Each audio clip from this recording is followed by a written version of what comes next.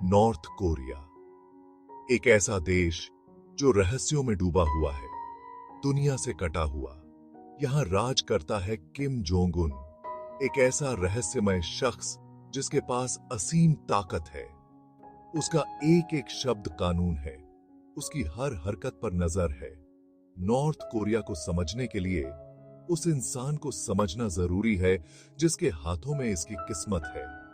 Kim Jong Un का राज हमें याद दिलाता है कि अलगाव और प्रचार में कितनी ताकत होती है। उसने अपने लोगों पर अपनी लोहे की पकड़ बना रखी है और उनकी जिंदगी के हर पहलू को कंट्रोल करता है। दुनिया देखती है डर और कौतूहल के मिश्रित भाव से कि कैसे ये नौजवान तानाशाह अंतरराष्ट्रीय राजनीति के उफनते समुद्र में आगे बढ़ता है।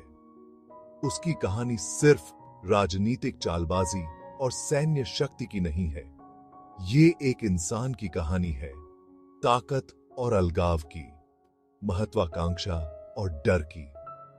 ये एक ऐसे देश की कहानी है जो अपने अतीत का बंदी है और एक ऐसे नेता की जो अपनी विरासत के बोझ तले दबा हुआ है। बाहरी दुनिया के लिए वो एक रहस्य बना हुआ है, लेकिन उसके राज में जीने वाले लाखों लोगों के लिए वही एकमात्र हकीकत है जो वो जानते हैं। किम जोंग उन गुमनामी के लिए पैदा नहीं हुआ था। वो किम राजवंश में पैदा हुआ था, एक ऐसा परिवार जिसने दशकों तक नॉर्थ कोरिया पर लोहे की मुट्ठी से राज किया है। उसके दादा किम इल सुंग को देश की आधिकारिक कहानी में एक ईश्वर तुल्य व्यक्ति, अनंत राष्ट्रपति के रूप में पूजा जाता है। उसके पिता किम जोंग इल ने इस विरासत को आगे बढ़ाया, देश को और अलग थलग कर दिया और सत्ता पर अपनी पकड़ मजबूत कर ली। इस परिवार में जन्मे किम जोंग उन को पूर्ण शासन की विरासत और पालन करने के लिए वातानुकूलित राष्ट्र विरासत में मिला। उसके शुरुआती जीवन के बारे में बहुत कम जानकारी है। शासन ने उसके बचपन को गोपनीयता में रखा है, केवल सावधानी पूर्वक चुने हुए जानकारी के अंश जारी किए हैं।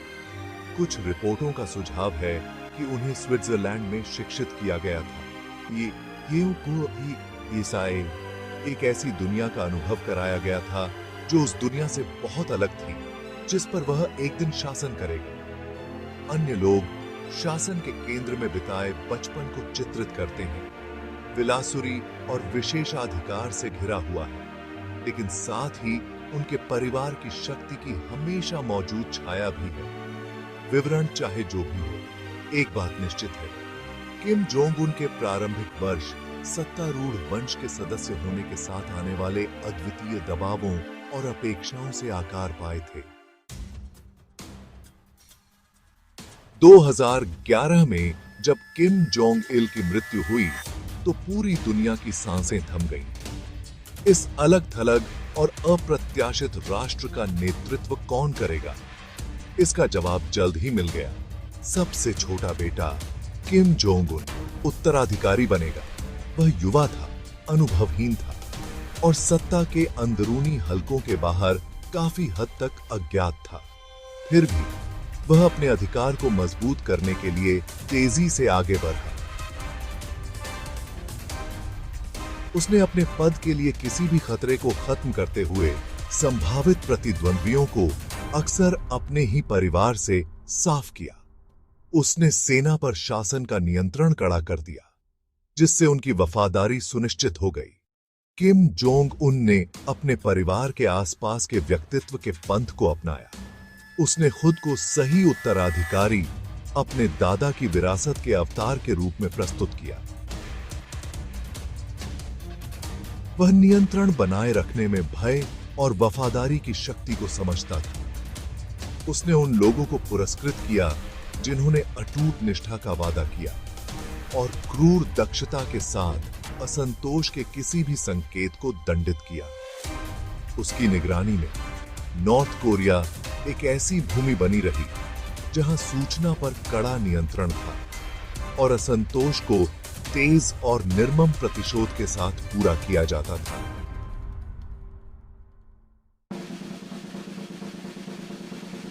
किम जोंग उन के शासनकाल को परमाणु हथियारों की अथक खोज से परिभाषित किया गया है।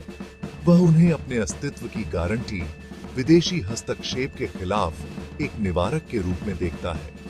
प्रत्येक मिसाइल परीक्षण, प्रत्येक परमाणु उन्नति एक सोची समझी चाल है, जिसे एक शक्तिशाली नेता के रूप में अपनी छवि को मजबूत करने और विश्व मंच पर अपने देश के स्थान को सुरक्षित करने के लिए डिजाइन किया गया है।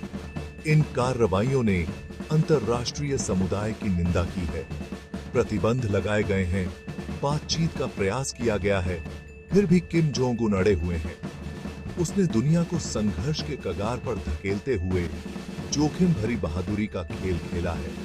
उसके कार्यों के दूरगामी परिणाम हुए हैं। उन्होंने इस क्षेत्र में तनाव को बढ़ा दिया है, खासकर दक्षिण कोरिया और संयुक्त राज्य अमेरिका के साथ। उन्होंने सैन्य गठबंधनों को मजबूत करने और सैन्य खर्च में वृद्धि की है। किम जोंग उन की परमाणु महत्वाकांक्षाओं ने नॉर्थ कोरिया को वैश्विक चिंता का केंद्र बिंदु बना दिया है। कई लोगों की नजर में एक दुष्ट राष्ट्र और पहले से ही अस्थिर दुनिया में चिंता का एक निरंतर स्रोत बना दिया है।